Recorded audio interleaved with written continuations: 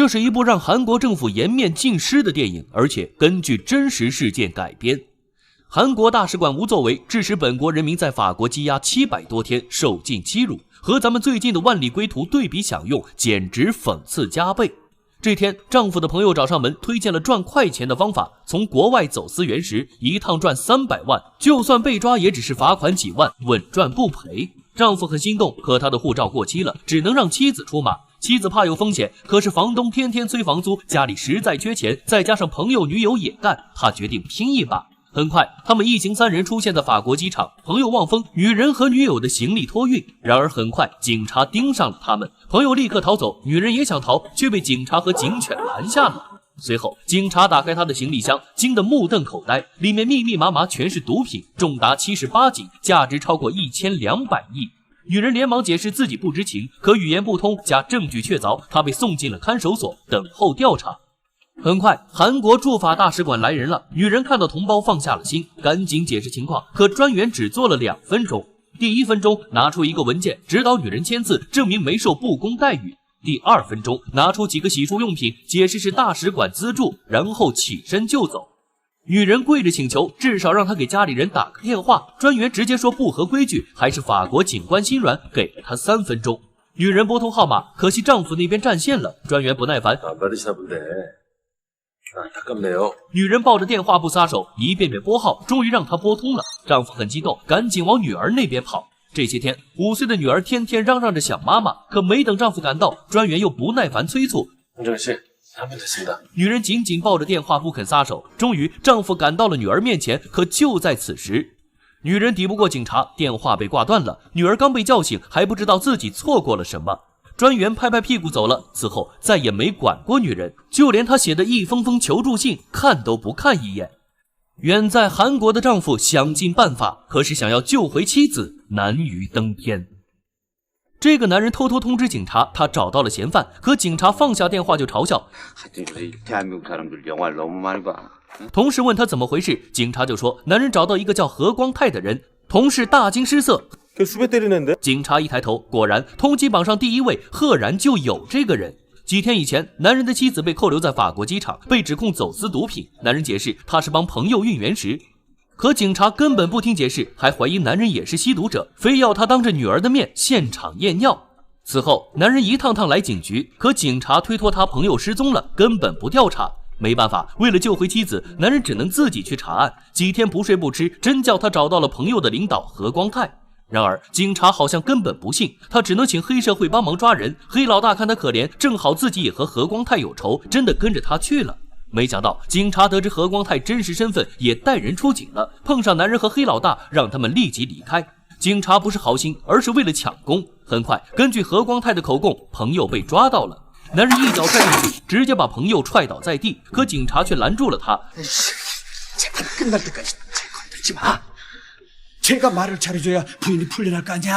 男人立刻又跑过去跪下和他赔罪，朋友却和大爷似的，根本不承认男人一家是被骗的。男人失魂落魄到家，却发现行李已经被房东扔出来了。天寒地冻的，他只能带着女儿住网吧。警局不顶用，他只能一遍遍给驻法大使馆打去电话。可大使馆专员明明只去看过1次，亲眼看见他老婆过得凄惨，却骗男人说송정현 씨 제가 직접 만났고요. 잘 계십니다. 교도소가 선진국이라 시설도 호텔 정도 수준은 되니까요. 男人焦急万分，而专员正在悠闲地喝咖啡吃点心，有一搭没一搭，漫不经心回复男人。很久之后，之前的房东阿姨找到男人，大使馆派人送来了信，整整1大把。也就是说，大使馆弄错了地址，还把信积压了很久。可男人顾不上这么多，赶紧看信。可原来早在几个月前，他老婆就被传送到了加勒比海的法国监狱，老婆带着歉意求他寄钱。监狱里吃饭要钱，甚至盐和信纸都要钱，他连内裤也买不起。最重要的是，韩国驻法大使馆不肯派翻译，女人连法官和律师和他说的什么都听不懂。最后，老婆希望丈夫能寄来女儿的照片，以及希望老公多给女儿看她的照片。女儿只有5岁，时间长了就记不得她的样子了。丈夫赶紧找照片，又去给老婆收拾衣服，却发现她的内裤破旧的全是洞。他去质问大使馆，为什么他老婆送到那么远的地方了？可专员忙着准备迎接领导，没几句就挂了。殊不知，就在此时，女人正在异国监狱遭受非人折磨。两个女人脱光了衣服接受警察的审视，突然警察出声，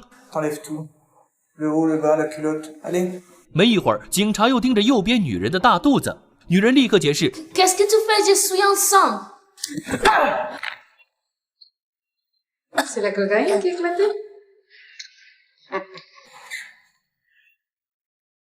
法国的监狱好可怕，女人浑身发抖走进牢房，没多久，警察就进来，用手电筒照着他们的眼睛，一个个灌药喝，这是安眠药，可以让犯人没法闹事。第二天，女人才知道监狱里什么都要钱，就连吃的盐都要自己用钱买。女人没有钱，只能半夜偷吃掉在地下的碎屑，一边和蟑螂抢食，一边掉眼泪。等到洗漱时，犯人们更偷袭女人，一阵拳打脚踢。狱警明明看见，但还是不肯管，最终还把女人带到了小树林。原来狱警看上了女人，甚至还拿出了女人丈夫寄来的内裤。女人抵死不从，大声喊着。有路过的人想要报警，狱警大言不惭。女人趁机逃跑，她拼命地跑，跑过茂盛的树林，跑到白沙的海滩，对面就是加勒比蓝色的大海，一朵朵海浪冲刷着女人的脚跟。有个瞬间，她甚至想就这么走进去，可她没有。很久以前，她曾在日记中写下，她要和丈夫一起去加勒比看美丽的大海，也许就像这里一样美。她被狱警抓回去了，以越狱的名义，所有人都知道这是一个没有靠山的韩国女人，可以任意欺凌。韩国驻法大使馆忙着接待上官，韩国警局也忙着查其他大案，没人在意这个韩国家庭妇女被关在万里之外，只有她的丈夫一个人为她奋战。就连骗了他们的朋友也终于心软，在法庭上承认女人毫不知情。这下只要韩国大使馆把庭审记录发给法国法官，女人就能开庭审判了。可是大使馆忙着迎接领导，把文件锁进了柜子，女人等了好久，因为和法官律师语言不通，只能干着急。丈夫实在没办法，挂着申冤的牌子去找了法国驻韩大使馆。终于法国大使施加压力，韩国大使终于坐不住了，他们跑去看望女人。此刻女人已经被假释，一个人住在破旧的房子里，连一杯干净的热水都提供不了。大使当然不喝，他先安慰女人，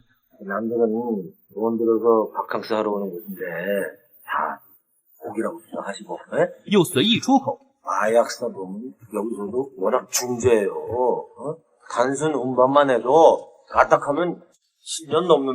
最后还插刀。